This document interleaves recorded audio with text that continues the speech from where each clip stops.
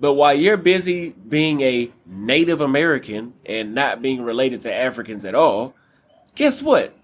Making those kind of statements would exclude you from your own interest of wanting reparations. So you guys, let's go ahead and put this FBA discussion back on the board again. Because now that I'm doing historical videos, people seem to have a lot to say about anything that I say. And I'm used to that, but it seems like now everything is about me either being too young or I need to learn my history. I'm an internet scholar.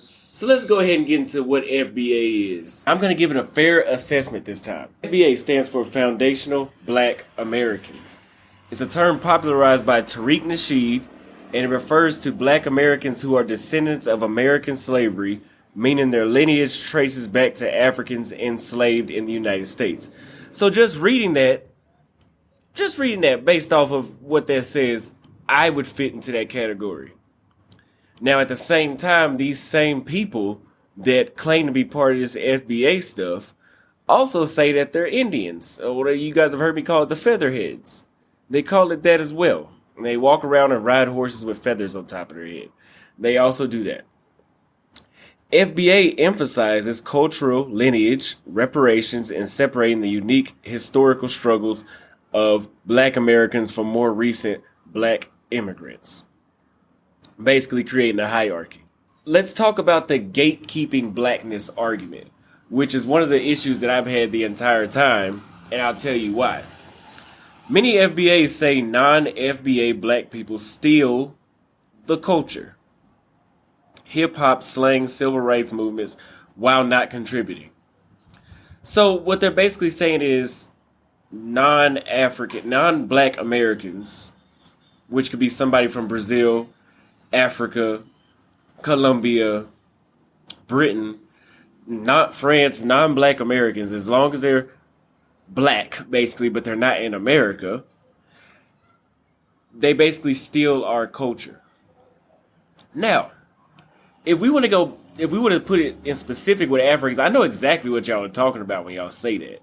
I hear it all the time when I hear Africans use the word nigga, and we can just say that's part of our culture in the United States. Because we were the first ones to start saying that shit, from my understanding, in a casual way. We could say that's one way of them taking some things. Like when I was in South Africa, I seen some dudes sagging pants and wearing snapbacks to the back. That's some stuff that we started, right? But there's also stuff that we got from them. I mean, they are African. And if you are FBA descendant of a slave, then you must have some connection to the transatlantic slave trade, correct? Oh, my bad. I forgot y'all are already there. They just enslaved those people and they just made up fucking 500 years of history. I'm going to ask you guys a question. Is black culture only valid if it originates from American soil? Answer that in the comments for me. I don't know the answer. The divide and conquer criticism. Some FBA ideology divides the diaspora rather than unites it. Like I said before, we're busy accusing every other ethnicity of black that they want to be like us, which may be true, may not be true. I also don't go to bed sleeping and thinking about that shit. I don't know if I give a damn about what somebody else is doing enough to be online starting this other stuff. Then they also, I've told you guys examples before. Well, I've heard this black American woman, she was dumb. She was sitting in the car, and she said that we're not African because I got this sparkle in my eye, and Africans don't have that sparkle. We have this sparkle in our eye. That's your best justification. Are we tearing each other's communities down between DNA testing flags? I already told y'all before, if you ask me, it doesn't matter if you're from Africa, South America, or the United States. Y'all are all niggas in the white folks' eyes, so I don't see what's the big divide about it. The next thing, immigration xenophobia. Yes, basically FBAs, if you ask me, give off I'm not saying that y'all are this, y'all give off this very Malcolm X militant, white nationalist vibe, but you're just black, basically. FBAs often oppose immigration from Africa, correct, from the Caribbean, correct, claiming it waters down black American interests. Is it fair to blame the immigrants, or do you need to be blaming the American government? I don't know the answer. You tell me in the comments. Reparations. FBAs want reparations only for those whose ancestors were enslaved in the United States. Rightfully so. I don't know why some guy from South Sudan would move to the United States and be included in the reparations for something that somebody in my family 200 years ago went through. I can agree with that. They should be lineage-based and not race-based. The same reason that if something happened here, or if I was living in Rwanda and they decide to give reparations to the whole Rwanda for the genocide, I should not be included in that. I'm not even Rwandan. Makes perfect sense. But keep in mind, some people have tried to argue that this would exclude black people whose families have lived in the United States for decades, but do not have documented slave ancestry. So, for the FBAs that want reparations, and the white folks know when these white people hear reparations, they're thinking, oh, these people from the transatlantic slave trade. And that's their heritage, so we should give them reparations, which is basically the logic that y'all are making, and that's what they would think. But while you're busy being a Native American and not being related to Africans at all, guess what? Making those kind of statements would exclude you from your own interest of wanting reparations. So I don't know how this we're not connected to Africa bullshit's gonna turn out in the long run. I don't do that. And I have Native American ancestry. You can look at people in my family and tell that they have Native American ancestry, very strong features, and I don't run around here saying that stupid shit that I'm not black. FBAs accuse African Americans with Caribbean or African roots of appropriating FBA struggle or music. I could agree with that. Can black people steal from other black people's culture? I notice one thing, even black women in the States have this issue. When white girls want to start braiding their hair, what's the problem with that? That's actually a compliment that people admire you so much that they're willing to copy you. Keep that in mind. Now, one thing that is a problem with the FBA thing to me is it messes with Pan-Africanism.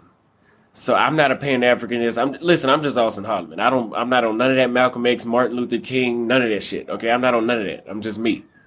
Yeah, you ain't seen me doing no parades or none of that. I'm not doing no parades. But how does this disrupt global black unity if we basically are creating FBA is basically like a tribalism thing, essentially. And I've also met some pro FBA people here in Kenya that do these fucking parades and all this other, and they got, all these Egyptian shit hanging off their face and all that, and feathers in their head. I've met some of these people in Kenya, and I'm wondering, if you are that invested in this, what the hell are you doing here? And as I said, FBA is just basically a tribe of black, essentially.